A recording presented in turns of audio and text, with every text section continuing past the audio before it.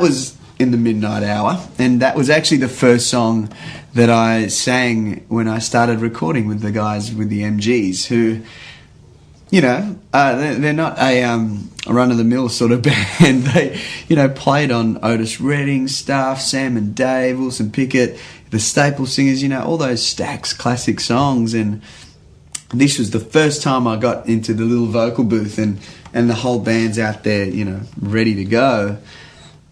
And I was packing death. I was so nervous. And then I remember they started playing it. And I sung those first lines. I'm gonna wait till the midnight hour. It's when my love comes tumbling down. And they all kind of looked up and they're like, yeah, boy, come on. And it just gave me this kind of boost of confidence, and all the nerves went. And from that moment on, it was just kind of just fun, really, really fun. The whole process of recording this album was so different than anything I'd ever experienced before. We literally all got into the same room, and I got into the booth, and we all played a song together, and it all went onto analog tape. And you know, I'm not used to that. I'm used to, you know, let's lay down the drums, then we get the bass player in and he'll play, and then we'll get the guitarist in and we'll lay down and get the keyboards in. You know, you layer it, and then finally the singer comes in and you sing. But by that stage, you've actually disconnected the vocalist from the musicians on the input stage. And so it was so cool to actually do this album with the guys at the same time, because, you know, there'd be times when, you know, Steve would go, you know, and I'd be like, yeah, you know, we'd follow each other, which wouldn't have happened if we disconnected those two stages. So it was just a really, really cool way to record, and you know, every song just was really different, and every song had its own vibe that we actually captured as a moment. So with the recording stage, we would go into the studio, we'd record for like 10 minutes, and then everyone would come out, and, you know, they only need one take. So it was literally nearly everything was one take, and they were phenomenal, and they kept me on my toes, because that meant I had to get it too. And so we would come out of the studio after 10 minutes, and literally it would be an hour and a half of stories and just jokes, and you know, we'd have a drink, and then it'd be in the studio again for 10 minutes. But those stories were just priceless. You know, they're not like, oh, I went down to the mall, Pitt Street Mall, and you know, these are like legendary stories about Elvis, like first-hand stories. You know, Steve was telling me things about you know, Elvis, how he was in Elvis's kitchen one time and Elvis broke his hand while trying to chop a board in 3 places, you know, and little things that nobody knows about, but also little things about my heroes like Otis Redding. And Steve said, you know,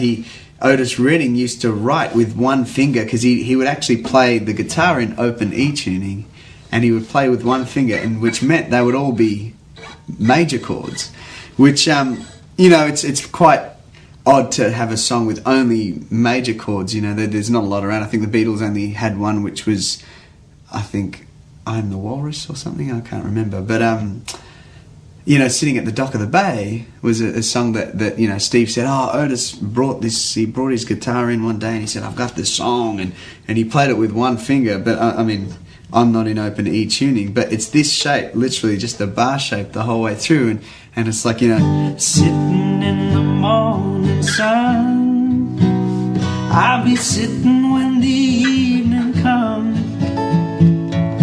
watching the ships roll in, and I watch them roll away again. I'm just sitting on the dock of the bay, watching the tide roll away. I'm just gonna sit at the dock of the bay, wasting time. So it's literally like one shape the whole way through, and that's why Otis had kind of these great melodies over what seemed to have minors, but he was actually going to the relative minors. And so genius, you know. I mean, to him it was like the only way he probably knew how to play guitar was with one finger. He wasn't a guitarist, but he didn't realise that the changes he was going to were actually quite genius. There's a song on the album which is kind of my favourite sing. And I think it's because it's such an emotional song, you know. And I remember times in my life where I've pretty much been the one who's always been dumped, and and this song, which is by Otis Redding, is all about that. It's called "I've Been Loving You Too Long," and it really captures that kind of desperate moment when you've just been dumped and told that it's over, and there's that horrible moment of, what are you talking about? What do you mean it's over? It can't be over. This is our life. I pick you up when you finish work, and we go to, you know, the shops together, and we do this together, and we eat. That's our favourite restaurant here, and you're a habit. This is a habit to me, and it can't be over. And you almost try and convince this person that it's not over, and it's such a horrible place to be in. And so I remember singing this song in the studio and really trying to feel that kind of desperation of, you know, no baby, it can't be over. I've been loving you too long to stop now.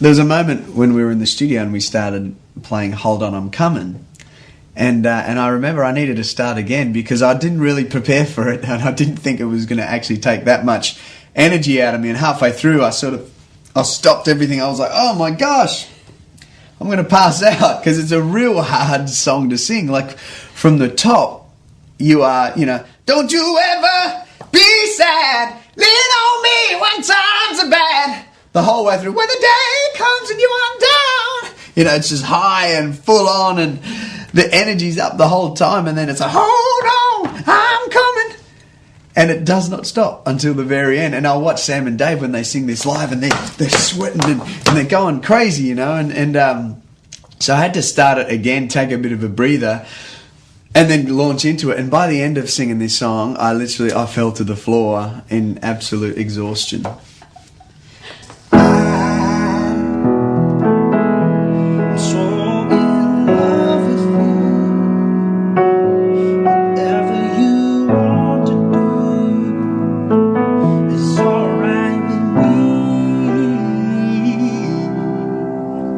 Al Green is one of my favourite all-time artists. I mean, he's probably influenced my voice.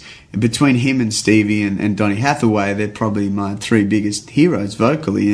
And to sing an Al Green song, or actually two Al Green songs on this album, was such a treat, and just came so naturally for me. And to pay tribute to the great Reverend himself was a real honour for me. And there's a song that I sing at the drop of a hat. At all my shows, I'll always chuck it in just as a little bit of an extra thing, and it's a song called "Let's Stay Together." And this song was, I did put it on the album. We sort of arranged it a bit differently, but in essence, you can't really touch the original. So I try to keep it as much to the original as possible, because it's just amazing, and I love the Reverend. He's the best. It was so cool to be able to sing his song.